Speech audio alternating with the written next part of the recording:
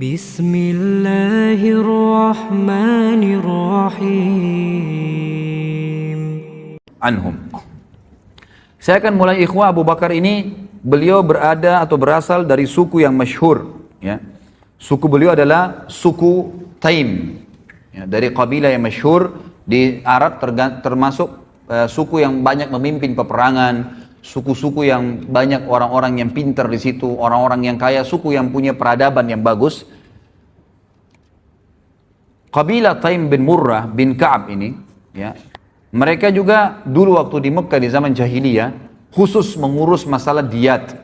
Diat ini apa namanya? Denda, ya, upeti yang harus dibayar kalau ada pelanggaran-pelanggaran. Maka semua orang Mekah kalau melanggar, membunuh orang misalnya atau melanggar satu peraturan di Mekah, mereka membayar ke sukunya Abu Bakar, ya, suku Taim ini, lalu mereka lah yang membayarkan kepada keluarga yang tertimpa musibah. Dan Abu Bakar ini adalah kepala suku Taim. Jadi memang dia bukan orang biasa, kepala suku itu, suku Taim yang terkenal tadi. Nama Abu Bakar sebenarnya adalah Abdullah. Namanya adalah Abdullah. Ya, jadi ini Abu Bakar sebenarnya yang terkenal, ya. Makanya para ulama mengatakan secara histori, ya, walaupun itu bukan sebuah pegangan, semua 4 khulafaur rasyidin namanya dimulai dengan Ain, gitu kan. Jadi Abu Bakar namanya Abdullah, datang setelahnya Umar, datang setelahnya Uthman, datang setelahnya Ali, gitu kan. Jadi sebenarnya di masjid-masjid itu banyak yang ditulis, walaupun ditulis sebenarnya tidak boleh, ya. Tapi kalau orang tulis, semestinya ditulis namanya Abdullah. Nanti dalam kurung Abu Bakar, mestinya seperti itu. Sehingga orang tidak lupakan namanya yang sebenarnya.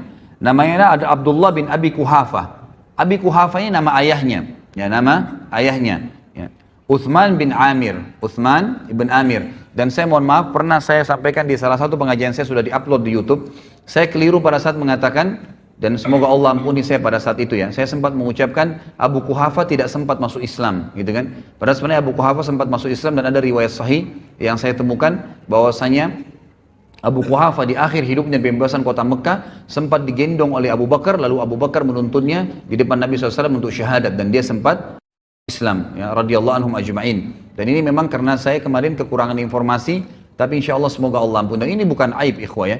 Perlu ambil pelajaran juga dalam majelis ilmu. Kalau seseorang itu salah, dia mengatakan maaf saya salah, saya keliru dan diperbaikin. Itu sebenarnya yang benar. Karena kalau kita biarkan hanya karena kesombongan, hanya karena ego, akhirnya kita bukan penuntut ilmu sebenarnya. Ya, orang semua bisa salah. Mengaku, oh ya saya salah, mohon maaf, saya keliru. Lalu lurus datang kepada jalan yang benar. Itu yang benar. Penuntut ilmu memang begitu. Jadi ada saatnya mereka bisa mengakui kesalahannya dan memang membenarkan kalau mereka benar menyampaikan hujah yang ada, gitu kan. Jadi Abu Kuhafa radhiyallahu anhu meninggal dalam keadaan Islam. Abu Kuhafa ini namanya adalah Uthman bin Amir. Uthman ibn Amir. Ini namanya ayahnya Abdullah atau Abu Bakar radhiyallahu anhum. Dan ibunya bernama Ummul Khair, julukannya, ya, Ummul Khair panggilannya, dan namanya adalah Salma binti Sakhar bin Amir. Salma binti Sakhar bin Amir, ya. Sebelum masuk Islam, Abu Bakar ini namanya adalah Abdul Ka'bah. Abdul Ka'bah, pernah dipanggil Abdul, jadi hambanya Ka'bah, gitu kan. Ini ada alasannya, gitu kan. Jadi pada saat ibunya, jadi ada dua, ada di sini ibunya pernah, ya, di suku ibunya itu pada saat Abu Bakar belum lahir, selalu kalau ada anak laki-laki pasti lahir dalam kondisi cacat, ya. Sebelum Abu Bakar lahir beberapa waktu ini, kalau ada yang lahir bayi-bayi pasti cacat atau memang dari hasil yang tidak sah, gitu kan. Atau kalau ada laki-laki lahir normal maka meninggal masih bayi. Maka ibunya bernazar, Ummul Khair bernazar, kalau seandainya Allah karuniai dia lahir anak laki-laki, dia akan menamakan Abdul Ka'bah, artinya dia akan abdikan kepada Ka'bah itu, ya, sebagai tanda, ya, pengabdiannya kepada Allah Subhanahu wa taala. Kemudian juga dia memiliki nama yang lain yaitu Atiq. Dan Atiq juga ini berselisih ulama tentang sebab dikatakannya Atiq. Tapi yang paling kuat ada yang mengatakan Atiq itu artinya sebenarnya muharrar, ya, muharrir, yang terbebaskan, gitu kan. Ada yang mengatakan tadi kisah ibunya itu yang sukunya tidak ada yang melahirkan anak laki-laki, lalu dia mengatakan kalau anak ini lahir normal selamat, saya akan bebaskan dan saya akan seperti diserahkan kepada Ka'bah. Ada yang mengatakan juga karena putihnya warna kulit beliau radhiyallahu anhu, maka dikatakan atiq, terbebaskan dari warna hitam gitu kan kulitnya. Tapi yang paling kuat adalah pendapat yang menggunakan hadis yang sahih, di mana Nabi SAW memang pernah mengatakan kepada para sahabat pada saat sahabat lagi pada ngumpul, maka kata Nabi SAW, siapa yang ingin melihat orang yang terbebaskan dari api neraka, atikum minan nar, falyanzur ila hadzal rajul, maka dia lihat ke orang ini, ditunjuklah Abu Bakar. Semenjak itu kata Aisyah radhiyallahu anha dalam hadis Bukhari, Abu Bakar juga dipanggil dengan Atiq, Atiq. Kalau Abu Bakar, Bakar ini bukan nama anaknya ya, bukan nama anaknya, tapi Bakar ini dari kata-kata Bakkara yubakkiru, yang artinya awal-awal waktu, ya itu. Yang dari awal dikatakan Abu Bakar karena dia awal masuk Islam, orang termasuk yang awal masuk Islam. Jadi biasanya kan kalau dia punya anak, maka dikatakan Abu Fulan ya. Tapi ini bukan Bakar nama anaknya, tapi ini karena dia baru masuk Islam, dan karena dia orang yang pertama dari kalangan laki-laki dewasa masuk Islam, maka dikatakan Abu Bakar. Ini sebab dinamakan Abu Bakar. Sementara dari sisi khalqiyah, ya, sisi khalqiyah itu ciptaan fisiknya, disebutkan Abu Bakar ini orangnya kurus, gitu kan? Badannya kurus. Kemudian beliau memiliki kulit yang berwarna putih, serta beliau memiliki tinggi yang sedang. Ya. Aisyah memberikan gambaran urat-urat di tangannya terlihat, ya, karena kurus badannya, radhiyallahu anhu. Tapi kita akan lihat nanti bagaimana perannya, dan kita ambil dari kenapa kita sebutkan ciri fisiknya ini agar kita lihat ternyata fisik bukan jadi tolok ukur, bukan jadi tolok ukur dalam Islam. Bisa orang itu kecil, bisa orang itu cacat, bisa itu orang mungkin di mata manusia kecil, tapi di mata Allah Azza wa Jalla besar. Abdullah bin Mas'ud radhiyallahu anhu pernah naik di atas sebuah pohon kurma dalam hadis Bukhari, kemudian karena kurus sekali Abdullah bin Mas'ud itu. Jadi kurusnya itu antara tulang sama ototnya sama yang tersirat dari dagingnya itu hampir sama karena kecil sekali gitu kan. Waktu dia naik di atas pohon kurma, Abdullah bin Mas'ud, Anda selalu dengar hadisnya diriwayatkan oleh Abdullah bin Mas'ud, sahabat yang mulia.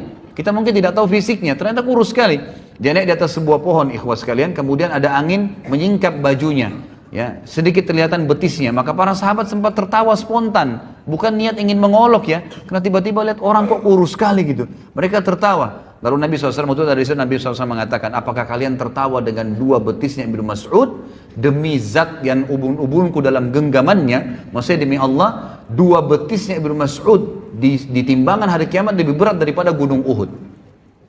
Jadi bukan itu tolokan masalah fisik, walaupun fisik dalam Islam juga boleh dianjurkan untuk dijaga. Tapi kita lihat nanti di sini Allah SWT lebih menuju atau lebih tersasar kepada hati seseorang.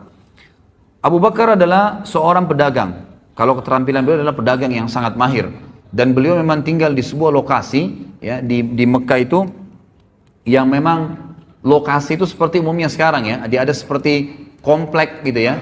Di sekitar situ memang yang tinggal orang-orang kayanya Mekah. Dan dia tinggal bertetangga dengan Khadijah radhiyallahu anhum ajma'in, gitu kan? Dan para ulama sejarah hampir semua sepakat mengatakan persahabatan antara Nabi SAW dengan Abu Bakar justru setelah Nabi SAW menikah dengan Khadijah dan bertetangga dengan Abu Bakar. Disitulah Nabi SAW mengenal Abu Bakar, dan Abu Bakar mengenal Nabi SAW. Dan beliau juga termasuk ya orang yang paling mahir dan mengetahui tentang silsilah orang-orang Arab. Jadi setiap orang kalau mau datang nanya, si fulan dari turunan mana, suku ini dari mana, beliau mengetahui semua, dan orang banyak bertanya kepada beliau di Mekah. Dan beliau juga adalah, tadi seperti saya katakan, kepala suku dari suku Taim, ya suku Taim. Sementara pernikahan beliau, radhiyallahu anhu,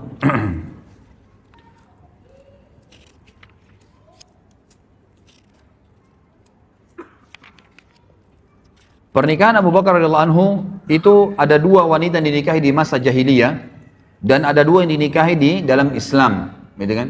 Tapi semuanya masuk Islam, termasuk yang dua dari Mekah. Yang pertama dinikahi oleh beliau adalah Qutailah binti Abdul Uzza, dan sempat melahirkan dua anak. Dari Qutailah ini lahir dua anak yang bernama Abdullah dan Asma. Abdullah bin Abi Bakar dan Asma binti Abi Bakar. Asma binti Abi Bakar ini yang nanti nikah dengan Zubair bin Awam, dan akhirnya punya anak Abdullah ibn Zubair yang dikenal dengan Dzatun Nitaqain, yang merobek bajunya ya, selendangnya kemudian dibuat untuk membungkus bekal untuk membawa Nabi makanan untuk Nabi SAW dan Abu Bakar ayahnya ke Gua Thur, gitu kan? Itu ada kisah sendiri tentunya. Tapi ini Asma. Jadi 2 anak dari istri yang pertamanya. Kemudian beliau menikah setelah itu ya dengan Ummu Rauman binti Amir bin Uwaimir. Ya. Ummu Rauman ini melahirkan juga 2 anak, Abdurrahman dan Aisyah. Jadi ini dari istri keduanya Abu Bakar radhiyallahu anhu. Dan Aisyah ini tentu kita sudah tahu ya, masuk Islam dari awal, kemudian juga menikah dengan Nabi SAW. Tapi Abdurrahman punya kisah sendiri. Abdurrahman ini tidak langsung masuk Islam. Bahkan Abdurrahman sempat ikut bersama orang-orang Quraisy, gitu kan, di perang Badr. Di perang Badr. Dan pada saat dia masuk Islam setelah itu dia mengatakan pada ayahnya, wahai ayahku, waktu perang Badr, saya tahu kau mencariku. Jadi ternyata Abu Bakar di perang Badr mencari anaknya. Anaknya yang pertama dia mau bunuh karena dalam keadaan kafir, gitu kan. Lalu saya berusaha menghindar darimu, karena saya tidak mau berhadapan denganmu. Kata Abu Bakar, demi Allah, kalau kau berhadapan denganku, aku tidak akan berpaling dan aku akan membunuhmu dalam keadaan kafir. Luar biasa, jadi tidak ada anak pun kalau kafir ya kafir, nggak ada ceritanya, gitu kan? Itu luar biasa bagi radhiyallahu anhum. Kemudian setelah masuk Islam di Madinah, beliau menikah dengan Habibah binti Kharijah. Habibah binti Kharijah ini waktu Abu Bakar hijrah ke Madinah, itu Nabi SAW mempersaudarakan antara Muhajirin dan Ansar kan. Nah Abu Bakar ini dipersaudarakan oleh Nabi SAW dengan Kharijah. Kharijah ini salah satu sahabat Nabi dari Ansar radhiyallahu anhu, gitu kan. Lalu ya Abu Bakar menikahi anaknya dia yang bernama Habibah. Dan Habibah ini memiliki anak satu dari Abu Bakar bernama Ummu Kalthum. Tapi Ummu Kalthum ini lahir pada saat Abu Bakar sudah meninggal dunia. Ya, jadi Habibah ini hidup bersama Abu Bakar sampai akhir masa khilafahnya. Kemudian istri yang dinikahi yang keempat adalah Asma binti Umais. Dan ini melahirkan anak satu bernama Muhammad.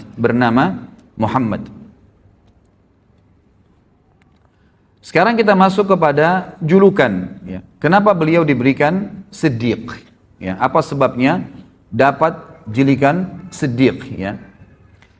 Di sini khilaf diantara ahli sejarah tentang masalah julukan Siddiqnya. Tapi umumnya ya dikatakan bahwasanya Siddiq ini disebabkan karena beberapa kejadian bersama Nabi SAW. Yang pertama sekali adalah pada saat Nabi SAW mengajaknya masuk Islam. Kemudian menceritakan kepadanya kisah Gua Hira. Datangnya Jibril dalam poster asli sebagaimana dalam hadis Bukhari. Ya, bahwasanya Nabi SAW berkata, ya pada saat saya turun dari Gua Hira menuju ke rumah saya, maka dengar suara dari langit mengatakan, wahai Muhammad, anta Rasulullah wa ana Jibril. Lalu Nabi SAW katakan, saya angkatkan kepala saya ke langit, di sana saya lihat badan Jibril memenuhi langit, ke timur, ke barat, ke utara, ke selatan, dan Jibril memiliki 600 ekor sayap, gitu kan? Yang kalau satu sayapnya dikebaskan bumi ini, maka akan hancur bumi ini. Tapi pada saat itu, Nabi SAW menyampaikan kepada Khadijah, Khadijah percaya. Maka orang yang pertama masuk Islam, wanita adalah Khadijah. Lalu orang kedua yang diceritakan adalah Abu Bakar. Dan Abu Bakar pada saat itu, begitu Nabi SAW selesai mengucapkan, langsung dia bilang, apa tuntunanmu hai Muhammad? Asyhadu an la ilaha illallah wa asyhadu anna Muhammadar Rasulullah. Langsung syahadat pada saat itu. Tidak ada keraguan sedikit pun. Langsung. Bayangkan ya, orang menceritakan tentang malaikat yang pada saat itu tidak ada sama sekali. Sekarang saja dengan teknologi canggih, orang kalau bukan dengan iman tidak percaya, apalagi zaman itu. Tapi di sini Abu Bakar tidak ragu sedikit pun. Dan ini adalah bukti yang sangat nyata, ya, kata para ulama tentang wajarnya beliau mendapatkan julukan Siddiq. Karena Siddiq itu artinya adalah mempercayai informasi yang datang dari Allah dan Rasulnya, dan yang kedua mengamalkannya. Kita mulai misalnya dari poin pertama. Jadi ada dua bukti nyata Siddiq itu harus ada pada diri seseorang, mempercayai semua apa yang disampaikan oleh Allah dan Rasulnya, sebagaimana sabda Nabi SAW di dalam hadis yang sahih, ma da'autu ahadan ilal islami illa kanat indahu kabwa wa nazar wa taraddad illa ma kana min Abi Bakr bin Abi Kuhafa ma aqamah hina zakartuhu lahu wa ma taraddada fi. Tidak ada seorang pun yang aku tawarkan Islam kecuali kadang-kadang masih ada pertanyaannya, kadang-kadang masih ada pertimbangannya, kadang-kadang masih ragu, kecuali Abu Bakar. Ya, di sini pertanyaan juga wajar. Khadijah waktu diceritain tentang Gua Hira masih bertanya, gitu kan? Yang lain masih bertanya. Ada orang masih mempertimbangkan, besoknya baru datang syahadat, lusanya baru datang syahadat, gitu kan? Atau orang yang menolak. ragu. Kecuali Abu Bakar bin Abi Quhafa. Maka dia tidak menunggu sedetik pun, sesaat pun. Pada saat aku tawarkan Islam dan aku tentang Gua Hira, dia langsung mengikuti dan mengimaninya. Ini berarti ciri siddiq yang pertama. Artinya kalau antum mau jadi orang siddiq, harus antum yakin Allah dan Rasulnya ada dan benar, serta itu jadikan patokan hidup. Yang kedua, ya, kata para ulama, patokan utama orang menjadi siddiq yang Abu Bakar tunjukkan adalah tadbiq al-haq wa nashrihi. Kalau tadi yang pertama adalah sidqu Allah wa Rasuluh. Jadi mempraktekkan kebenaran yang telah Allah dan Rasulnya sampaikan dan menyebarkannya. Buktinya Abu Bakar radhiyallahu anhu pada saat beliau pertama masuk Islam, baru syahadat nih. Dengarin cerita dari Nabi SAW. Baru kalau kita sekarang mungkin ikut pengajian lah. Apa yang beliau lakukan? Pulang ke rumahnya duduk-duduk, nunggu berita. Dari Nabi SAW belum pulang ke rumahnya langsung nyebarin Islam. Kayak antum dari pengajian langsung ketemu teman, telepon. Tadi saya dari pengajian, tadi dibahas masalah ini, tadi ada hadis ini, diceritain. Habis telepon teman yang satu, telepon lagi teman yang satu, mungkin 10-20 teman diteleponin sama dia, diceritain. Pernah gak antum berpikir begitu dari pengajian? Gitu kan? Kadang-kadang akhirnya ngomongnya yang lain, tidak disebarkan. Maka Abu Bakar apa? Setelah syahadat dengan Nabi SAW, detik itu juga langsung menebarkan Islam. Dan ikhwas kalian, dari 10 orang yang dijamin masuk surga, 6 orang, berarti 7 dengan Abu Bakar ya. Jadi cuma 3 orang yang bukan. 6 orang masuk Islam di tangannya Abu Bakar. Yang dijamin masuk surga nih, gitu kan? Tangan masuk di tangannya beliau. Yang pertama adalah Uthman bin Affan. Nanti pada saat kita bahas Uthman bin Affan, berapa banyak pahalanya Uthman bin Affan ini. Luar biasa, nanti fadilahnya kita akan sebutkan. Dan masuk Islam di tangan Abu Bakar berarti semua perbuatan Uthman diambil pahalanya oleh Abu Bakar. Kemudian Abdurrahman bin Auf. Siapa yang tidak kenal kisahnya luar biasa. Nanti akan kita bahas juga kisahnya. Luar biasa perannya dalam Islam. Dan ini orang-orang yang terpercaya sampai ditunjuk oleh Nabi SAW. Abu Bakar di surga, Umar di surga, Uthman di surga, Abdurrahman bin Auf di surga.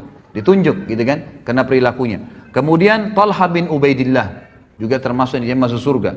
Kemudian Sa'ad ibn Abi Waqqas yang masuk surga. Az-Zubair bin Awam yang masuk surga. Abu Ubaidah bin Jarrah yang mati syahid di perang Mu'tah, gitu kan, juga masuk Islam di tangan Abu Bakar radhiyallahu anhu. Ini luar biasa nih. Dan kata ahli sejarah yang lebih luar biasa lagi, Abu Bakar ini seorang pedagang. Dan orang pedagang ini, gitu kan, dia tidak pernah, dia selalu khawatir. Misal gini, antum lagi, coba pertemukan gini, kasus sederhana aja. Antum lagi dagang, lagi rame pedagang datang, gitu kan. Apa pembeli, mohon maaf, pembeli lagi rame datang ke toko anda. Kemudian azan. Apa kira-kira antum lakukan? Berani nggak antum bilang, maaf ya sudah azan, habis sholat, tutup. Ada pembeli 10, masing-masing mau beli 1 juta. 10 juta masuk duit. Kira-kira bisa nggak? Hah? Ini contoh kecil saja. Ya. Jadi kalau pada saat azan tiba, berhenti, maaf ya, sudah azan, saya mau berhenti, tutup. Ikhwah, saya temukan ada orang di Makassar lakukan itu. Ada satu supir angkot ikhwah sekalian, terkenal kisahnya di Makassar. Itu kalau dia lagi jalan, yang biasa supir angkot kita tahu semoga Allah berikan hidayah, kadang-kadang ugal-ugalan, ini enggak rapi kalau di jalan gitu kan. Ternyata dia sering ikut pengajian, taklim, pengajian sunnah di Makassar diikutin sama dia. Maka pada saat dia nak jalan nih, azan duhur nih, dia bilang maaf Bapak Ibu sekalian, azan saya mau sholat di masjid, yang mau ikut sholat silakan, yang tidak mau nggak usah bayar silakan cari mobil lain. Parkir. Yang ikut sholat, dia dapat pahala orang yang sholat. Ada yang turun, mungkin ada yang ngoceh segala, dibiarin sama dia. Pokoknya sholat. Subhanallah, keluar dari masjid, penuh lagi mobilnya. Ini orang yang sidq. Benar, Allah dulu, yang lainnya urusan ke belakang. Gak ada masalah. Seperti itu contohnya ya. Abu Bakar ini seorang pedagang ikhwas sekalian. Dan pada saat dia syahadat, artinya dia mengkufuri semua Tuhannya orang-orang Mekah yang pada saat itu disembah. Dan konsumen dia terbesar adalah orang-orang Mekah. Dia tidak pernah takut kehilangan konsumennya, gitu kan? Tetap dia buktikan dan dia iklankan kalau dia sudah syahadat. Kemudian juga Abu Bakar tidak pernah ragu dalam hal-hal menginfakkan hartanya di jalan Allah Subhanahu wa taala. Tidak pernah ragu sedikit pun. Dan nanti akan kita berikan banyak contoh-contoh di antara membebaskan budak-budak. Abu Bakar juga nanti akan punya berhubungan dengan masalah Isra Mi'raj. Abu Bakar juga punya ya dipukuli orang-orang Quraisy dan banyak sekali yang berhubungan dengan masalah halal yang kita jelaskan nanti. Baik, saya akan sebutkan sekarang ikhwah keutamaan Abu Bakar radhiyallahu anhu dan keunggulannya. keutamaan beliau radhiyallahu anhu dibandingkan bukan cuma kita, dibandingkan para sahabat-sahabat juga yang lain. Dikatakan dalam hadis yang pertama adalah riwayat Imam Bukhari dalam kitab Fadailus Sahaba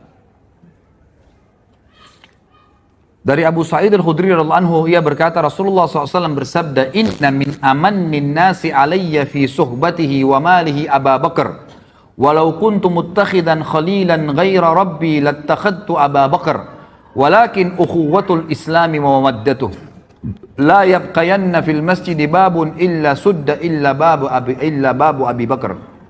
Sesungguhnya orang yang paling berjasa kepadaku, ikhwah ini yang bicara kiai dan guru kita dan Nabi kita Muhammad sallallahu alaihi wasallam. Dia katakan apa?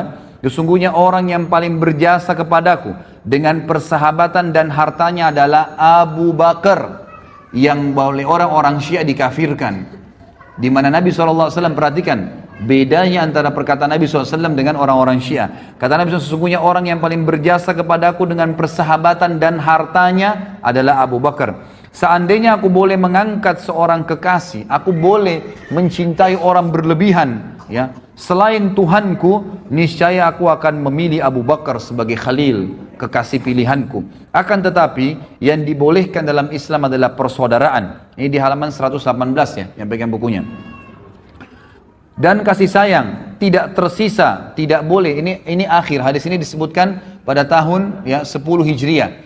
Setelah Nabi SAW pulang dari Haji Wada. Waktu itu ikhwah sekalian dan akhwat rahimakumullah, masjid Nabi SAW itu didempetin oleh rumah-rumah sahabat. Dan rumah-rumah sahabat ini begitu buka pintu langsung masjid Nabi. Gitu.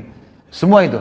Di tahun 10 Hijriah, Nabi SAW memerintahkan semua rumah sahabat dibongkar. Nggak boleh ada di situ.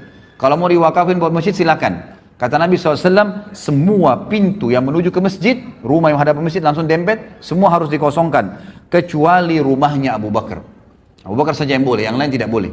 Dan ini kata ulama kelebihan tersendiri, gitu kan? Sampai sekarang antum bisa lihat di sebelah Babus Salam di Masjid Nabawi itu ada namanya Khawkha Abi Bakar. Khawkha ini artinya bekas rumahnya dulu, karena Abu Bakar radhiyallahu anhu. Ini hadis yang pertama, orang yang paling tulus, ya, dan paling disukai dan dicintai oleh Nabi Sallallahu Alaihi Wasallam. Artinya orang yang dicintai oleh Nabi SAW berarti dia mencintai Nabi Sallallahu Alaihi Wasallam. Orang yang membenci berarti membenci Nabi Sallallahu Alaihi Wasallam. Hadis yang kedua, kata Nabi Sallallahu Alaihi Wasallam di dalam hadis yang sahih riwayat Imam Ahmad dan Tirmidzi, arhamu ummati bi ummati Abu Bakar wa ashadduhum fi amrillahi Umar wa ashadduhum hayaan Uthman wa aqdahum Ali. Umatku yang paling sayang kepada umatku itu sendiri adalah Abi Bakar. Orang yang paling menyayangi umat Islam adalah Abi Bakar radhiyallahu anhu.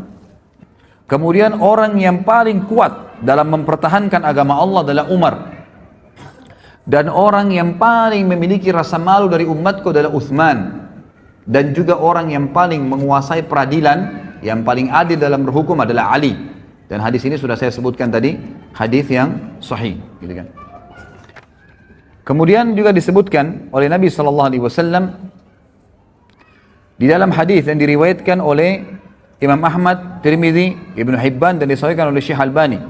Inna ahlad darajatil ula la yarawna min fawqahum kama tarawna al-kawkab ad-durri atau durriya fi ufuqis sama wa inna Abu Bakrin wa Umar minhum wa an'ama. Sesungguhnya penghuni derajat-derajat yang tinggi terlihat di atas mereka seperti kalian melihat bintang-bintang yang bersinar di langit. Artinya nanti derajat tinggi di surga itu seperti kita lihat bintang di malam hari terang, jauh sekali dan kita tidak tahu apa-apa di sana, cuma terang saja, benderang gitu. Lalu kata Nabi SAW, sesungguhnya Abu Bakar dan Umar termasuk mereka dan keduanya dalam kenikmatan, artinya memiliki derajat tertinggi di surga. Juga dalam hadis yang lain, ya, kata Nabi SAW di dalam hadis yang diriwayatkan oleh Imam Tirmidzi dan disahihkan oleh Syekh Albani, kata Nabi SAW, ma li ahadin indana yadun illa waqad kafa'nahu ma khala Abu Bakar fa inna lahu indana yadan yukafi'uhu Allahu biha yaumal qiyamah wa ma nafa'ani malu ahadin qattun ma nafa'ani malu Abi Bakar walau kuntu muttakhidan khalilan lattakhadtu Abu Bakrin khalila wa inna sahibakum khalilullah. Tidak seorang pun yang mempunyai jasa baik kepada kami kecuali kami telah membalasnya kecuali Abu Bakar. Jadi semua sahabat Nabi SAW kalau memberikan sesuatu, diberikan sesuatu pasti Nabi balas langsung pada saat itu, diberikan balasan. Kecuali Abu Bakar, sesungguhnya dia mempunyai jasa yang mulia. Allah lah yang akan membalasnya pada hari kiamat. Aku tidak mengambil manfaat dari harta seseorang seperti aku mengambil manfaat dari harta Abu Bakar. Seandainya aku boleh mengangkat seorang khalil, kekasih, ya, niscaya aku menjadikan Abu Bakar sebagai khalil. Dan sesungguhnya sahabat kalian ini adalah khalilullah. Sesungguhnya sahabat kalian, maksudnya Nabi SAW ini, sesungguhnya saya, kata Nabi, adalah kekasihnya Allah Subhanahu wa ta'ala. Kemudian juga kata Nabi SAW di dalam hadis yang sahih diriwayatkan atau disebutkan oleh Syekh Albani dengan sanad yang sahih dari Jabir bin Abdullah radhiyallahu anhu bahwasanya Rasulullah SAW bersabda, Abu Bakar wa Umar min hadzal dini kamanzilatis sam'i wal basari minar ra's. Abu Bakar dan Umar dalam agama ini kedudukannya seperti pendengaran dan penglihatan bagi kepala. Abu Bakar dan Umar bagi umat ini kedudukannya seperti pendengaran dan penglihatan bagi umat ini. Kita bisa tahu ya, kita bisa bayangkan kalau pendengaran dan penglihatan, artinya Nabi SAW membahasakan, ini bahasa kiasan. Siapa yang mau penglihatannya benar, pendengarannya benar, ikuti Abu Bakar dan Umar. Selesai. Ya, itu maknanya. Kemudian juga Nabi SAW berkata dalam hadis Ibnu Mas'ud, ya, diriwayatkan oleh Imam Tirmidzi dan Ibnu Mas'ud, disahihkan oleh Syekh Albani.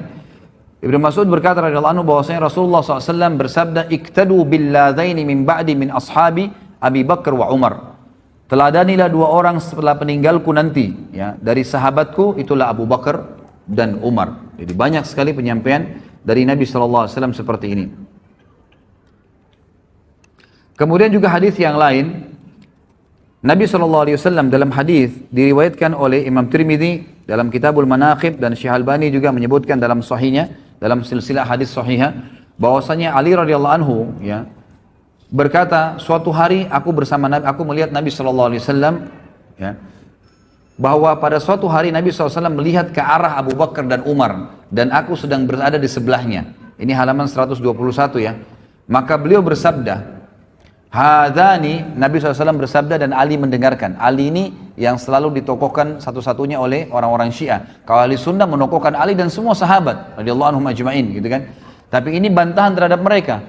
Dalam hadis Tirmidzi dan hadis Sahih, kata Nabi SAW, Ali mendengarkan, dan Ali radhiyallahu anhu meriwayatkan hadis ini, berkata, pada saat Nabi melihat Abu Bakar berkata, hadani sayyida kuhuli ahlil jannah minal awwalina wal akhirin illa nabiyyina wal mursalin la tukhbirhuma ya Ali. Dua orang ini adalah sayyid, hulu, orang-orang dewasa penduduk surga dari kalangan orang-orang terdahulu dan orang-orang yang akan datang kemudian, kecuali para nabi-nabi dan rasul. Artinya setelah nabi dan rasul, dari pengikut semua nabi-nabi sebelum Muhammad SAW, sahabat-sahabatnya Nabi Nuh, Nabi Lut, Nabi Isa, Nabi Musa, semua sahabat-sahabat mereka itu semua masih di bawahnya Abu Bakar dan Umar. Karena ini adalah di surga, ya, sebagai pemimpin seluruh penduduk surga dari kalangan orang terdahulu dan orang yang akan datang, kecuali para nabi-nabi dan rasul. Jangan katakan hal tersebut, hai Ali, kepada mereka berdua. Jadi Nabi SAW mengatakan kepada Ali agar tidak menyampaikan kepada Abu Bakar dan Umar. Allahu alam hikmahnya apa, tapi yang jelas seperti itu. Kemudian hadis yang lain riwayat Imam Tirmidzi dan disahihkan oleh Syekh Albani juga, Nabi SAW menjamin bagi Abu Bakar dan sahabat yang lain surga. Beliau bersabda, dari Abdurrahman ibn Auf, beliau mengatakan, aku mendengarkan Nabi SAW bersabda, Abu Bakar fil jannah, wa Umaru fil jannah, wa Uthmanu fil jannah, wa Aliyun fil jannah, wa Talhatu fil jannah, wa Zubairu fil jannah, wa Abdurrahman ibn Auf fil jannah, wa Sa'ad bin Abi Waqqas fil jannah, wa Sa'id bin Zaid fil jannah, wa Abu Ubaidah fil jannah. Abu Bakar di surga, Umar di surga, Uthman di surga, ini jaminan semua, ya. Ali di surga, Talha di surga, Zubair di surga, Abdurrahman ibn Auf di surga, Sa'ad bin Waqqas di surga, Sa'id bin Zaid di surga, dan Abu Ubaidah bin Jarrah di surga. Kemudian juga Nabi SAW telah bersabda kepada Abu Bakar, ya, dan ini disebutkan, diriwayatkan oleh Imam Tirmidzi dan dikatakan oleh beliau hadisnya hasan sahih. Abdullah bin Umar berkata radhiyallahu anhuma, ia berkata, sungguhnya Rasulullah SAW bersabda kepada Abu Bakar, anta sahibi alal haud wa sahibi fil ghar. Engkaulah adalah sahabatku di haud, di telaga nanti. Maksudnya orang yang paling pertama menemani Nabi SAW untuk menunggu umat Muhammad SAW, dan sahabatku di gua. Dan kata para ulama hadis, artinya Abu Bakar tanpa hisab, dia sudah menunggu di haud bersama Nabi SAW. Kemudian pengarang buku Tuhfatul Ahwadhi yang terkenal ya, mengatakan sabda Nabi SAW, engkau adalah sahabatku di Haud, yakni telaga Al-Kautsar, dan sahabat kedua yang di gua Thur, tempat keduanya bersembunyi pada saat mereka hijrah ke Madinah. Pernah juga terjadi, disebutkan di dalam hadis di halaman 123, footnote nomor 26, diriwayatkan Imam Bukhari dan Abu Daud dan juga Imam Tirmidzi. Waktu Nabi SAW naik ke atas gunung Uhud, ya, kemudian bersama dengan Abu Bakar, Umar dan juga Uthman. Lalu goncanglah Uhud itu. Pada saat terjadi perang Uhud ya, Nabi SAW dan para sahabat berlindung di atas gunung Uhud. Ya. Kemudian goncang gunung Uhud, maka Nabi SAW menyentakkan kakinya sambil berkata, Uthbut Uhud, fa innama alaika nabiyyun wa siddiqun wa syahidan. Tenanglah wahai Uhud, di atasmu ada seorang nabi, seorang siddiq, Abu Bakar, dan dua orang yang syahid. Maksudnya Umar dan Uthman radhiyallahu anhum ajma'in. Tentu ini cukup banyak ya, cukup banyak hadis-hadis yang berhubungan dengan fadilah beliau radhiyallahu anhu, dan ini juga tidak bisa saya sebutkan semua, gitu kan. Yang jelas di sini kita bisa melihat atau mengambil bagaimana Abu Bakar itu punya kedudukan di mata Nabi sallallahu alaihi wasallam. Ada di antara riwayat yang saya pilihkan adalah pernah terjadi di dalam riwayat yang sahih. Ini disebutkan oleh Imam Bukhari di dalam bab Al-Fadail. Maksudnya Fadail Sahabat ya. Dari Abu Darda radhiyallahu anhu berkata, aku sedang duduk bersama Nabi SAW, tiba-tiba Abu Bakar datang terpongo-pongo, ya, atau tergopo-gopo, sambil memegang ujung kainnya, sampai lututnya sedikit terlihat. Maka Nabi SAW bersabda, sahabat kalian sedang menghadapi masalah penting. Yaitu Nabi SAW sedang duduk dengan sahabat-sahabat Nabi yang lain, tiba-tiba Abu Darda meriwayatkan, Abu Bakar datang dan tergopo-gopo, bergesa-gesa, sambil mengangkat bajunya karena buru-burunya gitu. Lalu Nabi SAW berkata, sahabat kalian, maksudnya Abu Bakar yang sedang datang ini lagi ada masalah. Maka Abu Bakar mengucapkan salam lalu berkata, ya Rasulullah, antara aku dengan Ibnu Khattab, maksudnya Umar bin Khattab, ya, terjadi sesuatu. Aku terlanjur mengucapkan kalimat yang seakan-akan menghinanya, gitu kan. Kemudian aku menyesal, aku memintanya untuk memaafkanku, namun dia tidak berkenan. Dan ini pelajaran lain ya, bahwasanya Abu Bakar juga punya salah. Bukan berarti tidak pernah salah sama sekali. Tapi Abu Bakar dengan siddiqnya, seperti yang saya ucapkan ikhwan, salah, oh ya maaf saya salah, maafin, lalu tinggalkan. Bukan berarti memelihara kesalahan itu. Lalu dia mengatakan, saya minta maaf kepada Umar, tapi Umar tidak berkenan memaafkan, maksudnya masih jengkel gitu ya. Maka aku datang ke sini, maka Rasulullah SAW bersabda dalam hadis Bukhari ini, yaghfirullahu laka ya Abu Bakar, pasti Allah sudah ampuni kamu wahai Abu Bakar. Nabi SAW mengulangi 3 kali kalimat tersebut. Kemudian Umar menyesal. Dia datang ke rumah Abu Bakar dan bertanya, apakah Abu Bakar ada di sini? Keluarganya menjawab, tidak. Maka Umar datang kepada Nabi SAW, sementara wajah Nabi SAW berubah karena marah kepada Umar. Sampai-sampai Abu Bakar merasa kasihan kepada beliau, ya, kepada Nabi SAW. Untuk apa marah gitu? Abu Bakar lalu berlutut di depan Nabi SAW dan berkata, ya Rasulullah, akulah yang salah. Aku yang salah ya Rasulullah, maksudnya bukan Umar, dan aku yang mau minta maaf, sambil berlutut depan Nabi SAW. Lalu kata Nabi SAW apa? Ini pelajaran besar, padahal Abu Bakar yang berbuat salah ya, cuma karena dia sudah akuin apa yang terjadi. Kata Nabi SAW, innallaha, dalam hadis Bukhari ini, ba'athani ilaikum faqultum kadzabta wa qala Abu Bakar sadaqa wa wasani binafsihi wa mali fahal antum tariku li sahibi fahal antum tariku li sahibi. Sesungguhnya Allah mengutusku di Mekah, kemudian kalian semua berkata engkau berdusta. Termasuk Umar kan, pertama tidak mengimani Nabi SAW, mengikuti orang-orang Quraisy mengatakan Muhammad berbohong. Tetapi Abu Bakar berkata, dia benar. Abu Bakar membenarkannya. Abu Bakar telah membantuku dengan jiwa dan hartanya. Apakah kalian berkenan membiarkan dan memaafkan sahabatku untukku? Apakah kalian berkenan membiarkan sahabatku untukku? Maka setelah itu kata Abu Darda, tidak ada lagi orang yang berani menyakiti Abu Bakar. Tidak ada lagi orang yang berani menyakiti Abu Bakar.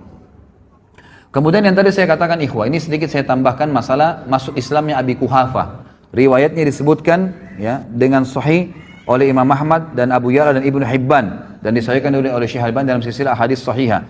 Melalui Muhammad bin Sirin ia berkata, Anas bin Malik ditanya tentang semir rambut Rasulullah SAW. ya, semir rambut Rasulullah SAW. Maka dia berkata, sesungguhnya Rasulullah SAW tidak tumbuh uban kecuali sedikit.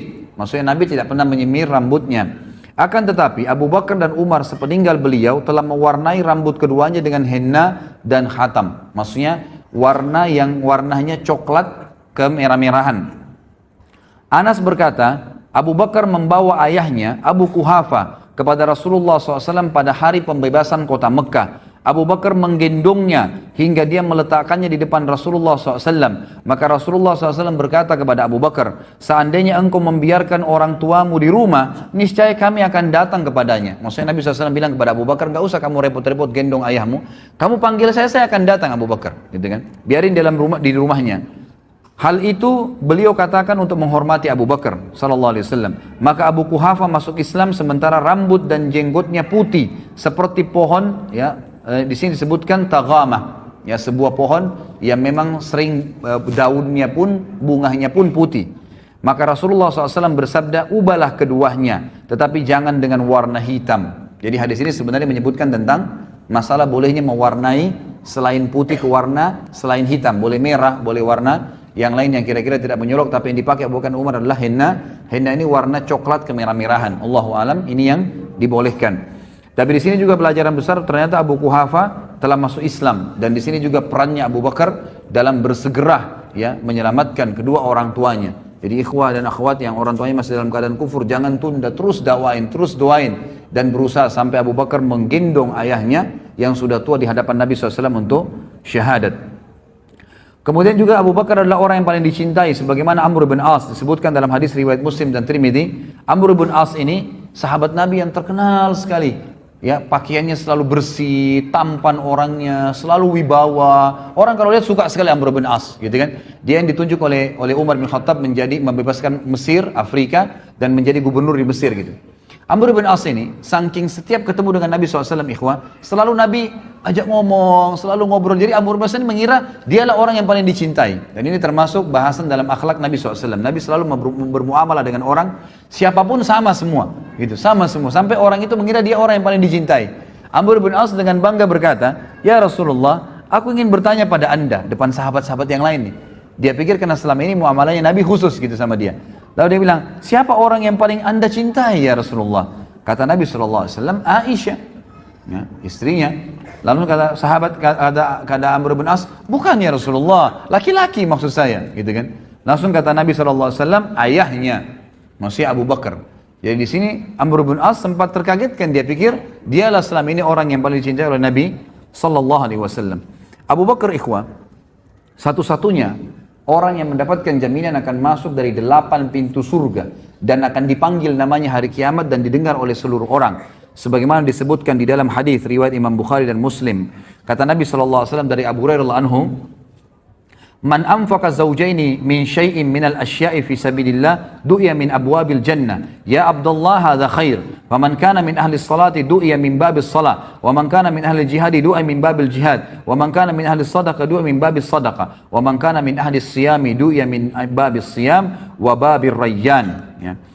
Jadi di sini dikatakan barang siapa yang menginfakkan sepasang harta. Maksudnya di sini adalah dia menginfakkan dirham dan dinar, itu kan, seperti itu, atau 2 hewan jantan dan betina dari segala sesuatu di jalan Allah, dia dipanggil dari pintu-pintu surga. Wahai hamba Allah, ini adalah kebaikan. Barang siapa yang termasuk orang-orang yang mendirikan solat, maka dia dipanggil dari pintu solat. Siapa yang berjihad dipanggil dari pintu jihad. Siapa yang bersedekah dipanggil dari pintu sedekah. Barang siapa yang termasuk, ya, orang-orang yang berpuasa dipanggil dari pintu puasa, dan itu namanya pintu rayyan, ya. Artinya gini ikhwan, semua pintu itu nanti sesuai dengan amal-amal ibadahnya orang. Ada orang yang punya di setiap pintu istana, dia bisa datangin kapan saja kalau dia mengerjakan jenis-jenis ibadah ini. Kata Abu Bakar, ya Rasulullah, adakah orang yang dipanggil dari semua pintu itu, semua dia bisa dapat di surga? Enggak ada pintu yang tidak dipanggil, gitu kan? Maka kata Nabi SAW, ya, dan aku berharap engkaulah orangnya. Engkaulah orangnya. Jadi ini pernyataan yang jelas, ya, bagaimana Abu Bakar radhiyallahu anhu ditunjuk oleh Nabi SAW termasuk orang yang dipanggil dari 8 pintu tersebut. Ada banyak orang tidak menyadari, ikhwas sekalian, bahwasanya hidup, ya, yang paling baik adalah mencintai Nabi SAW. Mencintai Nabi SAW. Dan tidak ada orang ikhwah yang mencintai Nabi SAW melebihi Abu Bakar. Tidak ada orang yang mencintai melebihi Abu Bakar. Ada kisah ikhwah panjang sekali, saya ringkaskan begini. Pada saat Abu Bakar, ya, pada saat Nabi SAW sedang tawaf, dan hadis ini disebutkan oleh Ibnu Hajar dalam Bidayah wan Nihayah, dan rawi-rawinya semua thiqat, dan Al-Haythami juga menyebutkan dalam Majma', dan juga rawi-rawinya semua dikatakan oleh Bazzar thiqat, dan Bazzar menukil riwayat ini sepanjang, selengkapnya semua, dan ini hadis sahih. Suatu hari Nabi SAW sedang tawaf di Ka'bah, kemudian tiba-tiba Nabi SAW dikeroyokin oleh orang-orang Quraisy. Pada saat dikeroyokin oleh orang-orang Quraisy, gitu kan, maka ada yang menarik baju Nabi SAW, ada yang mendorong Nabi SAW, ada yang berusaha memukul Nabi SAW, dikeroyokin, gitu kan. Dan tidak ada satu orang pun yang berani untuk membela Nabi SAW waktu itu. Sampai datangnya Abu Bakar. Ya. Abu Bakar kebetulan waktu itu dikatakan adalah kepala suku Taim. Datang kemudian mendobrak orang-orang Quraisy tersebut. Dan Ali berkata, pada saat itu kami semua menyaksikan, ya, tidak ada seorang pun di antara kami yang berani membela Nabi SAW karena banyaknya orang-orang Quraisy yang mengurumuni Nabi SAW. Sampai datangnya Abu Bakar, lalu Abu Bakar memindahkan mereka satu persatu, mendorong dan memukuli satu sama yang lain sambil berkata, ya, apakah kalian mau membunuh seseorang yang mengatakan Tuhanku Allah? Lalu datanglah orang-orang Quraisy mengurumuni Abu Bakar sampai datangnya seseorang yang bernama Utbah bin Rabi'ah. Yani Utbah bin Rabi'ah nanti yang mati di perang Badar, terbunuh di tangan Hamzah radhiyallahu anhu, ya. Maka Utbah bin Rabi'ah pun memegang Abu Bakar lalu menghantamkan sendal yang terisikan dengan dobel karet yang keras ke wajah Abu Bakar dan menjatuhkan Abu Bakar ke tanah, lalu duduk di atas dadanya dan terus memukuli Abu Bakar sampai tidak bisa dibedakan antara hidung dan wajah Abu Bakar karena banyaknya darah yang mengalir, dan akhirnya Abu Bakar pun terpinsankan. Lalu datanglah suku Taim membela Abu Bakar sampai-sampai mereka memikul Abu Bakar, ya, dengan dengan kain, sehelai kain, dan mereka membawa ke rumahnya. Dan waktu itu Ummul Khair, ya, ibunya Abu Bakar masih ada, dan Ummu Khair pun ini duduk sambil menyangka Abu Bakar anaknya sudah meninggal dunia. Mereka terus berusaha memanggilnya, menyadarkannya, membersihkan luka-lukanya sampai sore hari. Pada saat sore hari ternyata Abu Bakar masih bangun dan ternyata dia cuma pingsan. Kalimat yang paling pertama diucapkan oleh Abu Bakar pada saat bangun, bagaimana keadaan Rasulullah Muhammad SAW dalam kondisi sakit keras, gitu kan. Lalu orang-orang sukunya yang kafir-kafir, yang memang tadinya memang membela karena kesukuan, mengatakan tinggalkan saja dia. Bukannya dia peduli dirinya, malah dia peduli dengan temannya, gitu kan. Maka Abu Bakar pun tetap mengucapkan kalimat, bagaimana keadaan Rasulullah kepada ibunya. Kata Ummul Khair, waktu itu belum masuk Islam, ya. Dia mengatakan, saya tidak tahu tentang keadaan temanmu. Kata Abu Bakar, coba tanya kepada Ummu Jamil bint Khattab. Ini salah satu muslimah, sahabiat, gitu kan. Coba tanyakan kepada Ummu Jamil. Ini yang pegang buku di halaman 130, 131 ya kisahnya. 130 sampai 131. Jadi ini saya ringkaskan. Sekarang saya sedang bahas 131 di paragraf pertama. Pergilah kepada Ummu Jamil binti Khattab, tanya kepadanya. Ummu Jamil ini kebetulan seorang sahabiat yang sudah masuk Islam, gitu kan. Lalu datanglah Ummu Jamil kepada Abu Bakar, lalu berkata, Abu Bakar mengatakan, bagaimana keadaannya Rasulullah SAW? Kata Ummu Jamil, ada ibumu, Ummul Khair. Kata Abu Bakar, tidak ada masalah, sampaikan saja. Maka Ummu Jamil mengatakan, dia dalam keadaan baik. Maka Abu Bakar pun mengatakan, Alhamdulillah. Ya. Kemudian Abu Bakar pada saat sudah bisa bangun sedikit saja, beliau disuruhkan makan oleh Ummul Khair, ibunya. Beliau mengatakan, demi Allah saya tidak akan makan sampai saya mengetahui tentang keadaan Rasulullah Sallallahu Alaihi Wasallam, sampai saya bertemu dengan beliau. Maka Ummul Khair pun ibunya dan Ummu Jamil meminta Abu Bakar agar bersabar dulu sampai orang-orang selesai bubar semua, ya, karena ini keadaan tadi tegang, dikeroyokin, ya, orang berkelahi pada saat itu. Setelah itu keduanya memikul Abu Bakar sampai di depan Nabi SAW, dan pada saat tiba di sana Rasulullah SAW pun mencium Abu Bakar, ya, mencium Abu Bakar, dan kaum muslimin menyaksikan masalah tersebut. Lalu Rasulullah SAW sangat terharu melihat keadaannya, hidungnya sudah hancur, gitu kan, penuh dengan darah semua, dan tidak bisa ngomong pun, tergagak-gagak ngomongnya. Lalu berkata, ya Abu Bakar, tidak ada apa-apa ya Rasulullah, aku tidak apa-apa demi ibu dan ayahku tebusannya. Maksudnya biasa orang-orang Arab mengatakan begitu, misalnya, Anda lebih berani daripada ibu dan ayah saya. Itu bukan sumpah, ya, tapi perkataan santun diucapkan. tebusannya ayah dan ibuku ya Rasulullah, aku tidak apa-apa. Terus Abu Bakar mengatakan sambil menangis, dan Rasulullah SAW mengecup kepala Abu Bakar. Ya, dan lalu Nabi SAW mendoakan Abu Bakar dengan doa yang baik, ya, doa yang baik. Lalu Abu Bakar sempat pada saat itu mengatakan, ya Rasulullah, ini ibu saya, Ummul Khair, orangnya baik, orangnya santun, ajaklah dia masuk Islam dan doakanlah. Maka Nabi SAW pun akhirnya mengajak masuk Islam, dan masuk Islamlah Ummul Khair pada saat itu. Masuk Islam ibu Abu Bakar, jadi ibu dan ayahnya masuk Islam. Tapi di sini diangkat oleh penulis buku, judulnya khusus tentang bagaimana cintanya Abu Bakar kepada Nabi SAW, dengan bukti dalam keadaan sakit pun tidak mau makan, tidak mau minum, ya, dalam kondisi berdarah semuanya, tetap dia membela Nabi SAW dan mendahulukan melihat beliau, memastikan keadaannya baru beliau mau makan dan minum. Kemudian juga ada di sini disebutkan, ada perilaku Abu Bakar yang kata beliau tidak bisa digambarkan lagi dengan kata-kata. Disebutkan oleh Ali radhiyallahu anhu,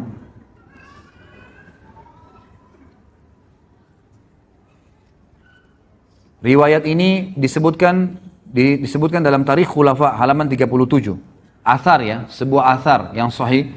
Ali radhiyallahu anhu berkata, sungguh aku telah melihat Rasulullah SAW dikerumuni oleh orang-orang Quraisy. Sebagian mendorong beliau dan sebagian lagi mengoyak-ngoyak badan beliau. Mereka berkata, engkaulah orang yang menjadikan Tuhan-Tuhan yang banyak menjadi Tuhan yang satu. Ali berkata, demi Allah, tidak seorang pun dari kami berani mendekat selain Abu Bakar. Dia mendorong sebagian dari mereka, menyingkirkan sebagian dari mereka, dan memukul sebagian lagi. Dia berkata, celakalah kalian. Apakah kamu akan atau kalian membunuh orang-orang, ya, seseorang yang dia mengucapkan Tuhanku Allah, sebagaimana disebutkan dalam surah Ghafir ayat 28. Kemudian Ali mengangkat jubah yang dipakainya, dia menangis sampai jenggotnya basah. Maksudnya Ali menangis pada saat menceritakan kisah ini. Kemudian berkata, aku bertanya kepada kalian dengan nama Allah, apakah seseorang laki-laki beriman dari keluarga Fir'aun lebih baik daripada Abu Bakar? Mana yang lebih baik? Kan dalam Al-Quran diceritakan, ya, ada keluarganya Fir'aun yang menyembunyikan imannya.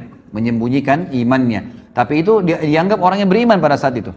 Ali mengatakan, siapa yang lebih baik menurut kalian? Yang disebutkan orang yang beriman dari keluarga Fir'aun yang menyembunyikan imannya atau Abu Bakar?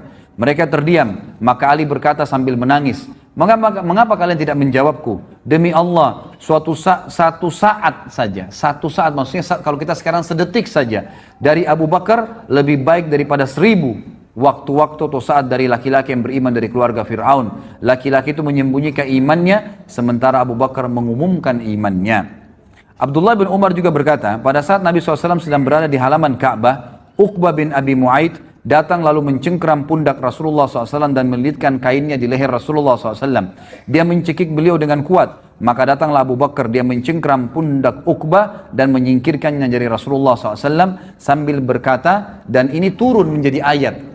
Perkataan Abu Bakar turun menjadi ayat. Surah Ghafir ayat 28, A'udzu billahi minasyaitonir rajim, ataqtuluna rajulan ay yaqula rabbi Allah wa qad ja'akum bil bayyinati min rabbikum.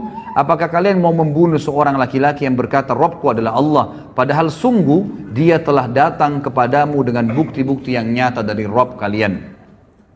Di sini juga penulis mengatakan tidak pantas bagiku membuka rahasia Rasulullah SAW. Jadi ada sebuah kasus terjadi waktu Hafsah binti Umar. Tahu Hafsah siapa, ya? Siapa Hafsah? Hah? Siapa? Istri Umar. Istri Rasulullah SAW, anaknya Umar. Ya.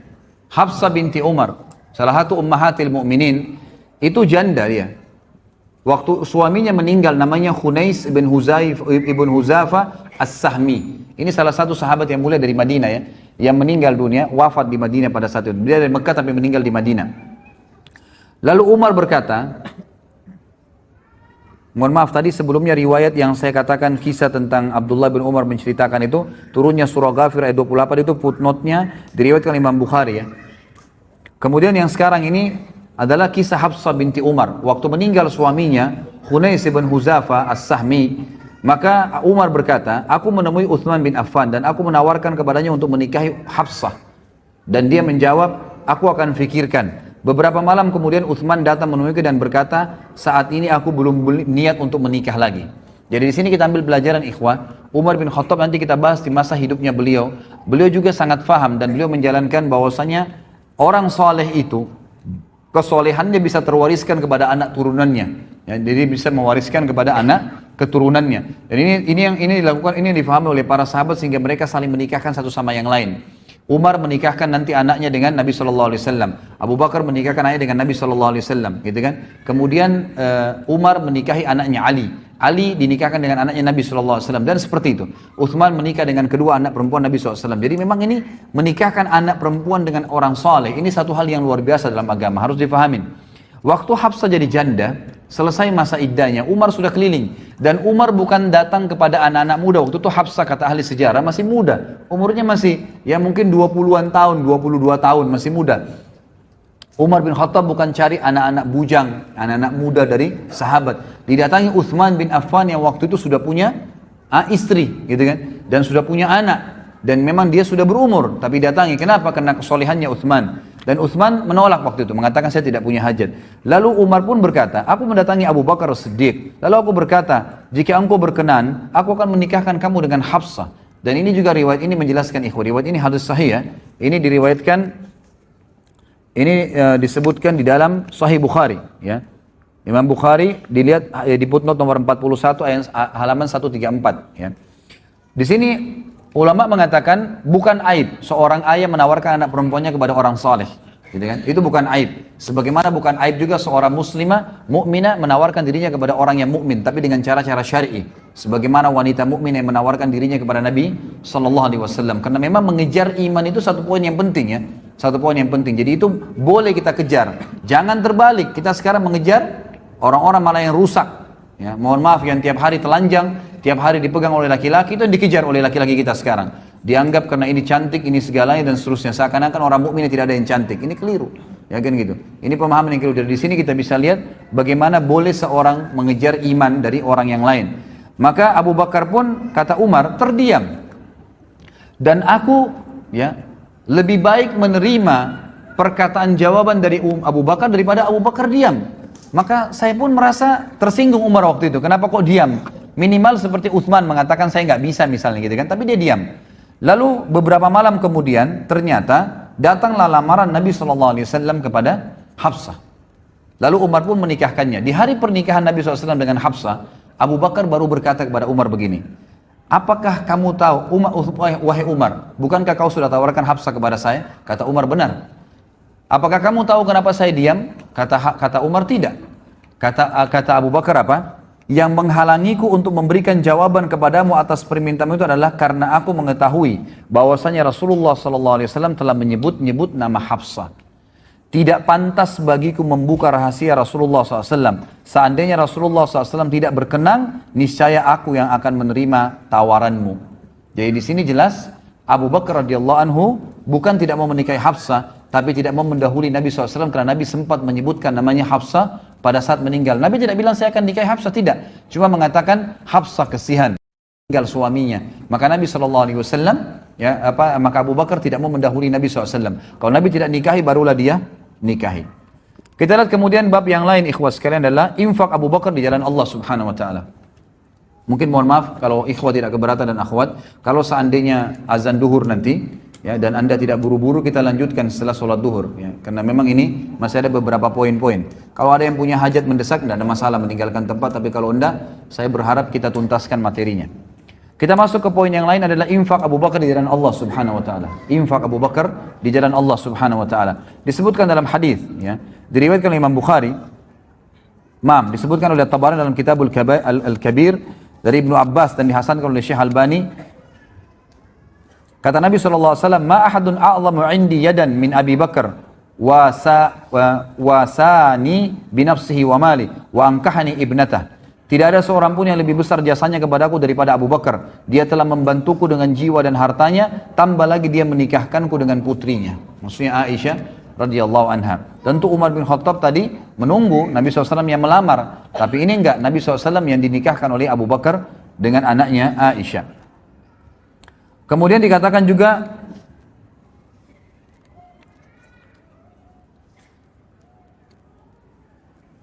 firman Allah Subhanahu wa taala di dalam surah Al-Lail ayat 17 sampai 21 disepakati oleh para ulama, mayoritas ahli tafsir, ya, sebagaimana Imam Qurtubi menukilnya, mengatakan ayat ini turun kepada Abu Bakar radhiyallahu anhu dan ini merupakan keutamaan untuk beliau. Turun firman Allah Al-Lail 17 sampai 21 bunyinya a'udzubillahi minasyaitonirrajim wa sayujannabuhal atqa alladhi yu'ti malahu yatazakka wa ma li ahadin indahu min ni'matin tujza illa ibtigha'a wajhi rabbihil a'la wa la sawfa yarda. Dan akan dijauhkan darinya neraka, maksudnya Abu Bakar khusus sendiri, orang yang paling bertakwa di kalangan sahabat Muhammad yang menginfakkan hartanya jalan Allah untuk membersihkan dirinya dan tidak ada seorang pun memberikan suatu nikmat pahalanya yang harus dibalasnya, tapi dia memberikan semata-mata karena mencari wajah Allah yang maha tinggi dan niscaya kelak dia pasti akan mendapatkan kesenangan atas balasan tersebut.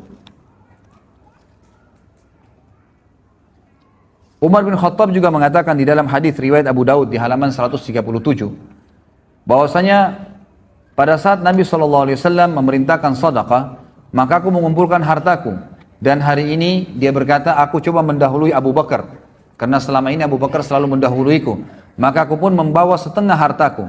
Pada saat aku tiba di sisi Nabi SAW, aku menemukan Abu Bakar sudah datang, gitu kan.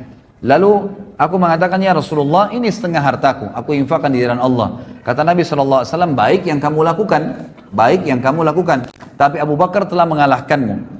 Maka Umar berkata, apa yang Abu Bakar keluarkan ya Rasulullah? Kata Nabi SAW, Abu Bakar membawa seluruh hartanya, seluruh hartanya. Lalu Umar berkata, apa yang ditinggalkan untuk keluarganya? Ya. Kata Nabi SAW, dia telah menjawabku dan mengatakan, aku meninggalkan Allah dan Rasulnya. Ya, dari riwayat ini menjelaskan Abu Bakar itu kalau berinfak tidak pernah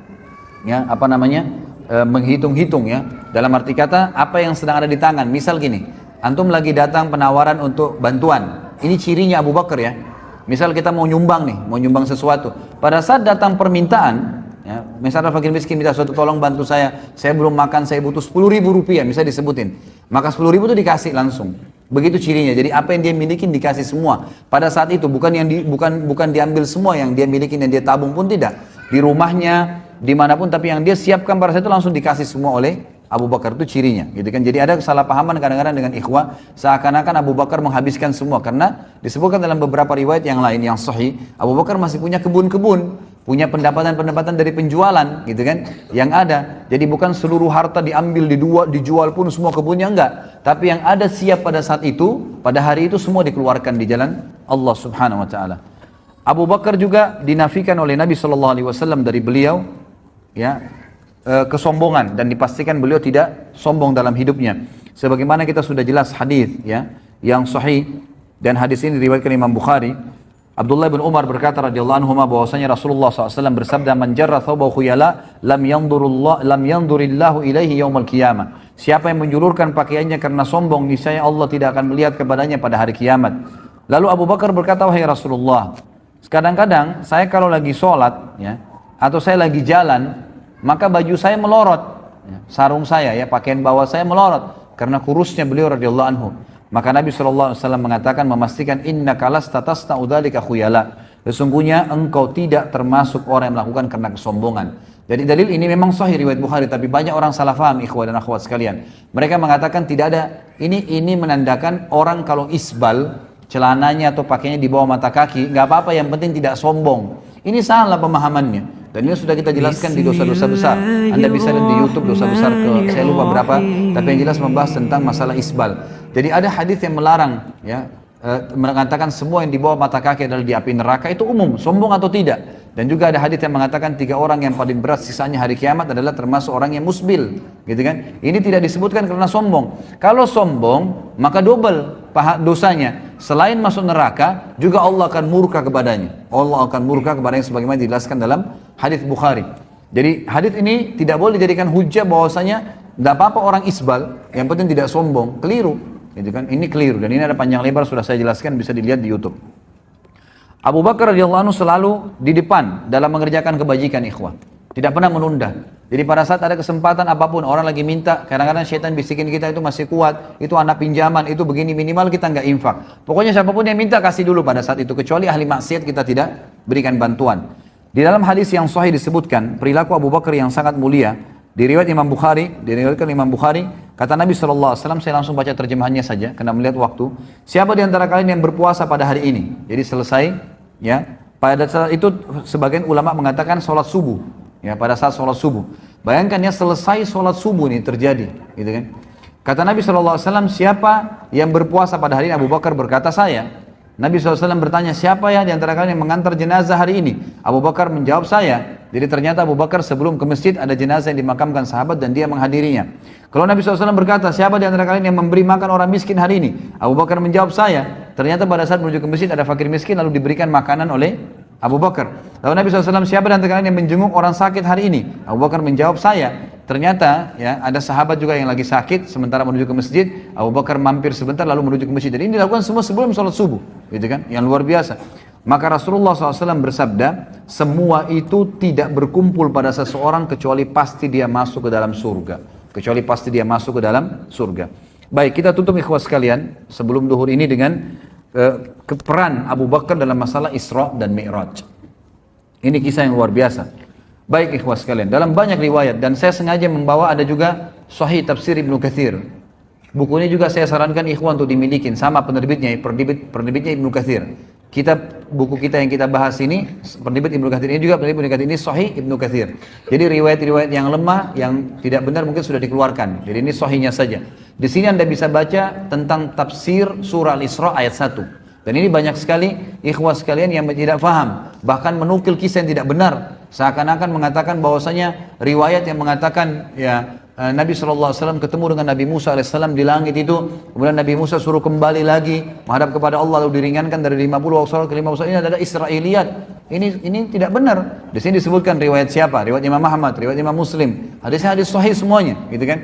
Termasuk waktu Nabi SAW sholat di Masjid Aqsa dan beliau menjadi imam. Dan beliau mengatakan, saya menjadi imam dan mengimami semua nabi-nabi pada saat itu. Bahkan ada riwayat Bukhari menjelaskan, Nabi SAW selesai sholat, dikatakan oleh kepadanya, wahai Muhammad, inilah Malik penjaga neraka. Hadir pada saat itu. Bagaimana Allahu alam. Tapi ini kejadian Isra dan Mi'raj. Baik ikhwas sekalian, kisahnya begini. Waktu Nabi SAW pulang dari Isra dan Mi'raj, beliau mengatakan, aku sempat duduk di depan Ka'bah, diikuti dengan perasaan ya masih ya terbawa dengan kejadian yang tadi malam, kejadian yang luar biasa nih. Maka yang terjadi ikhwas sekalian, kata Nabi SAW, lewat dari hadapan saya Abu Jahal. Lalu Abu Jahal berkata, wahai Muhammad, ada apa dengan kamu? Kamu seperti orang yang bingung. Kata Nabi SAW, tadi malam datang, saya telah diperjalankan ke Palestina. Ya, saya telah diperjalankan semalam. Kata Abu Jahal, kemana? Kata Nabi SAW, ke Palestina, gitu kan? Lalu Nabi SAW ceritain, datang kepada saya Jibril membawa burak itu adalah kuda yang berwarna putih dan bersayap, dimanapun matanya mandangin sebuah tempat, kakinya sudah tiba di sana. Lalu kemudian saya tiba di Palestina, lalu kemudian saya masuk dan saya mengikat tali kekangan kuda burak tadi dan saya masuk ke dalam. Kemudian pada saat saya masuk ke dalam, gitu kan?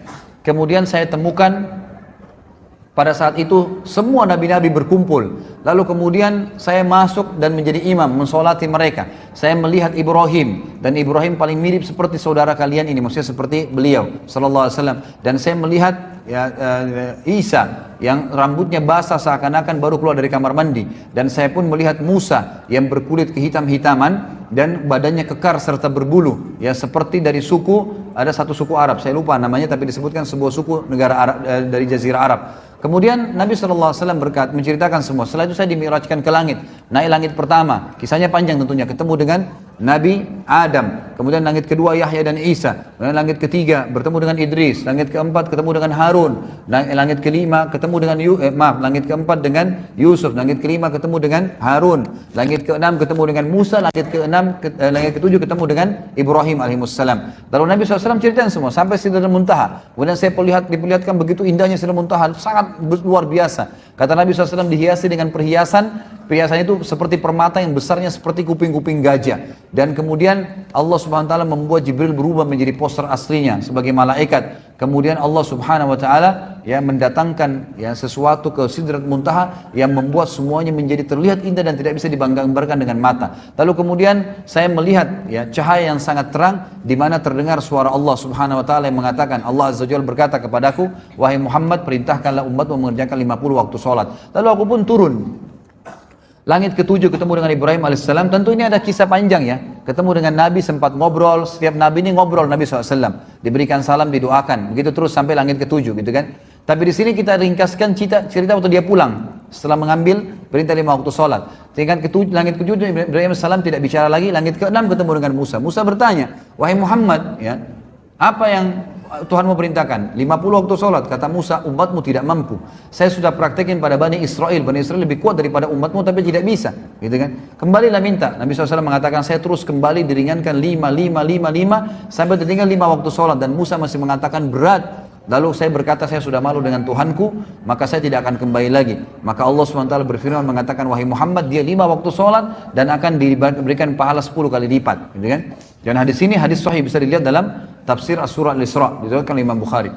Maka ikhwas sekalian, kata Nabi SAW, saya pun kemudian kembali ke Palestina, kemudian saya kembali lagi ke Mekah. Dan di tengah jalan saya melihat kafilah Quraisy yang sedang jalan dan mereka kehilangan unta. Lalu saya mengatakan, unta kalian di sana, ya di satu tempat. Lalu mereka mengikuti suaraku lalu mendapatkannya. Kemudian saya kembali ke Mekah. Ikhwas sekalian, tahu siapa yang cerita dan siapa yang diceritakan? Nabi Muhammad SAW cerita kepada siapa? Abu Jahal. Ini bukan Abu Bakar, bukan Umar, bukan sahabat yang sudah beriman. Kisah tentang Isra Mi'raj yang tadi itu ringkasnya. Mungkin masih 10 kali lipat lebih panjang dari apa yang saya sampaikan tadi. Yang panjang lebar tentang keadaan alam barzah dan seterusnya. Tapi ringkas cerita ikhwan. Abu Jahal langsung mengatakan, wahai Muhammad, kau mau ceritain gak orang Mekah kalau saya panggil mereka? Kata Nabi SAW, tentu saja. Ya, pertama kali Abu Jahal mau memanggil masyarakat Mekah mendengar dakwah Nabi SAW. Apa tujuannya? Tujuannya ternyata mengatakan, ya kata para ahli sejarah, dia ingin mempermalukan Nabi SAW. Dan dia bilang, ini cerita bohong. Dari mana ini? Ada kuda bersayap bisa terbang, Palestina perjalanan sebulan bolak-balik. Mana bisa, nggak mungkin. Lalu Abu Jahal pun mengatakan kepada orang-orang Mekah, dalam beberapa athar dikatakan naik sebuah gunung namanya Gunung Abi Kubais, tempat mengiklankan informasi di Mekah. Kemudian dia naik dan di sebelahnya ada Nabi SAW. Orang-orang Mekah kalau lihat orang naik di Gunung Abi Kubais, semuanya pada ngumpul dan semuanya tahu ada informasi penting. Dan mereka tambah kaget karena di atas Gunung Abi Kubais ada Abu Jahal, raja mereka orang-orang kafir di Mekah, dan ada Muhammad SAW. Nabi Muhammad SAW adalah orang yang terpercaya di Mekah, tokoh Quraisy, dan belum pernah dua-duanya ini bersatu sama-sama di tempat akan disampaikan informasi. Orang-orang kafir Mekah berkumpul karena Abu Jahal, para sahabat kumpul karena Nabi SAW. Apa yang terjadi ikhwan? Abu Jahal mengatakan, silakan Abu Bakar, silakan Rasulullah, silakan Muhammad sampaikan. Nabi SAW ceritain Isra Mi'raj, kejadiannya begini, semua panjang lebar sampai selesai. Apa yang terjadi ikhwan? Orang-orang kafir dari orang Mekah tambah kafir. Ini gila nih, gak mungkin. Gimana caranya? Perjalanan Mekah Palestina sebulan ditempuh dalam satu malam pulang pergi? Gak mungkin. Itu satu bulan itu pergi ya, pulang pergi berarti 2 bulan. Itu tidak mungkin. Bagaimana caranya bisa gak mungkin? Ini gila, gak mungkin. Lalu sahabat-sahabat pun yang sudah beriman, itu mereka bimbang. Tapi ini Nabi, gak mungkin salah. Abu Jahal turun dari gunung Abi Kubais sambil ketawa mengatakan apa ikhwan? Ya. Sekarang agamanya Muhammad sudah habis. Sampai ke Darun Nadwa dia bilang kepada orang Quraisy, berita gembira wahai Quraisy, agamanya Muhammad sudah habis. Kata mereka, kenapa? Tuh lihat Muhammad di bawah gunung Abi Kubais dikerumunin orang, dia berbuat cerita bohong. Ceritanya begini. Abu Jahal tidak sadar dengan hikmah Allah menceritakan Isra Mi'raj. Begini, Muhammad ceritain semua. Tinggal satu orang, kata Abu Jahal. Kalau satu orang ini kalian bisa rusak keyakinannya, maka agamanya Muhammad habis. Cari Abu Bakar. Abu Bakar waktu itu lagi di kebun kurmanya di luar kota Mekah. Maka datang mereka semua. Termasuk ada beberapa sahabat Nabi yang waktu lihat Abu Jahal jalan rame-rame dan mendengar pembicaraan itu ikut. Mau dengar juga. Abu Bakar bilang apa nih? Orang lagi pada bimbang pada saat itu. Informasi yang tidak ada teknologi bisa sampai begitu luar biasanya gitu. Maka sampailah pada saat itu di depan kebun di depan kebun Abu Bakar. Abu Jahal bilang begini, wahai Abu Bakar keluarlah. Abu Bakar keluar, lihat orang-orang pada ngumpul. Dan pertama kali orang-orang kafir Quraisy dengan tokoh-tokohnya semua berjalan dengan sahabat-sahabat. Tidak pernah terjadi. Langsung kata Abu Bakar, ada apa Abu Jahal? Abu Jahal bilang, temanmu Muhammad sudah gila. Masa dia cerita begini, cerita tentang Isra Mi'raj. Sedangkan dia ke Palestina saja perjalanan sebulan ditempuh semalam, tidak masuk di akal saya. Apalagi dia sholat bersama nabi-nabi, apalagi dia naik ke langit, ketemu Tuhannya, itu lebih saya nggak percaya. Apa kata Abu Bakar? Ada 2 riwayat. Riwayat yang sahih sebenarnya menyebutkan begini. Wahai Quraisy, kalau Muhammad ucapkan itu, pastikan jawaban dari saya, dia pasti benar. Nggak mungkin salah, gitu kan? Baik, sebentar kita azannya.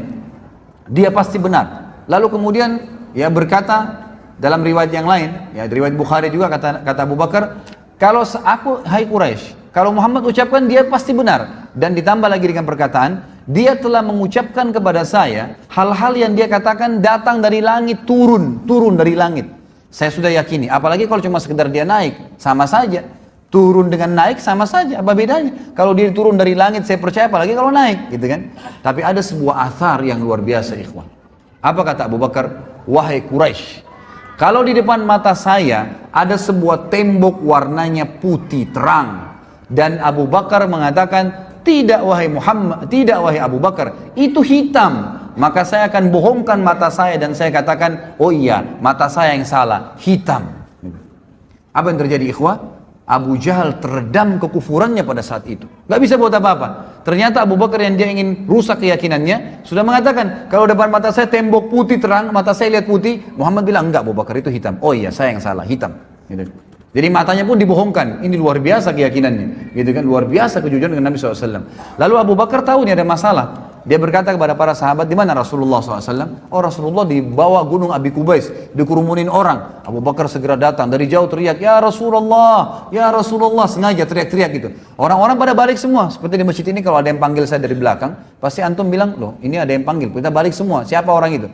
Jadi Abu Bakar sengaja, dan orang-orang dengar nih. Pada saat Abu Bakar sambil jalan mendekati Nabi SAW, beliau mengatakan, Abu Jahal telah cerita kepada saya. Lalu Abu Bakar menceritakan Isra Mi'raj lengkap. Jadi makin nyebar beritanya. Terus sampai depan Nabi SAW, lalu kata Abu Bakar apa? Benarkah ya Rasulullah?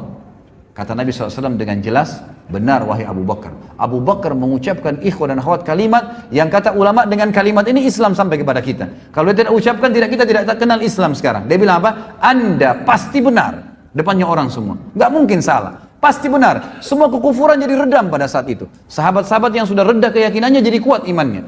Lalu apa yang terjadi? Abu Bakar kuatkan lagi, sempurnakan, mengatakan apa? Wahai, dia katakan, ya Rasulullah, kami tahu di Mekah ini ada orang-orang yang sudah sering lihat Palestina, lihat Masjid Aqsa, tahu pintu gerbangnya Palestina, penulisnya Masjid Aqsa, tahu jalan-jalannya. Anda kan belum pernah, kami tahu Anda belum pernah. Kami datangkan orang-orang Quraisy, yang pernah tahu ke sana, termasuk Abu Bakar sendiri pernah ke Palestina, tahu kan itu. Ya Rasulullah, ceritakan buat kami. Lalu Abu Bakar sempat berkata kepada mereka, wahai Quraisy, Muhammad akan ceritakan tentang Palestina dan Masjid Aqsa. Kalau dia ucapkan seperti yang kalian tahu, berarti kalian harus meyakininya. Tapi kalau dia mengucapkan tidak seperti itu, maka kalian boleh membohonginya. Lalu Nabi SAW ceritain, kata Nabi SAW dalam hadis Bukhari, dibukakan oleh Allah Masjid Aqsa di hadapan mataku. Lalu aku ceritakan pintu gerbangnya, warnanya, jumlah tiang-tiangnya, jumlah jendelanya. Sampai mereka mengatakan, Muhammad benar, Muhammad benar, Muhammad benar. Nggak ada salahnya, semua diucapkan. Lalu Nabi SAW tutup, dan kita tutup dengan kisah ini ikhwah. Nabi SAW mengatakan, wahai Quraisy, untuk meyakinkan lagi, kalau kalian ingin yakin tentang benar kejadian tersebut, sungguh waktu saya balik dari Mekah ke Palestina, ada kafilah kalian, ada beberapa ekor unta dan ada fulan, nama-nama orang Quraisy. Dan mereka sempat kehilangan unta di tengah jalan. Saya sempat bilang unta kalian di lembah sana. Mereka ke sana, mereka temukan unta tersebut. Dan unta yang paling depan, warna putih, di lehernya ada kain merah. 2 hari lagi sampai di Mekah. Orang-orang Quraisy 2 hari kemudian, ikhwas sekalian, ini penutupan kisah, mereka semua yang beriman dan kafir berkumpul di sebuah pintu namanya pintu Bani Syaibah, pintu gerbangnya Mekah. Situ mereka kumpul, dan ternyata betul sebelum duhur tiba, sebelum waktu duhur, sebelum teriknya matahari, datang kafilah tersebut, dan seperti yang Nabi SAW ceritakan, jumlah untahnya dan orang-orangnya serta unta paling depan warna putih, di lehernya ada kain merah. Lalu berkatalah orang-orang Quraisy, wahai kafilah, kalian dari mana? Mereka bilang kami dari Palestina. Lalu orang-orang Quraisy di Mekah bilang,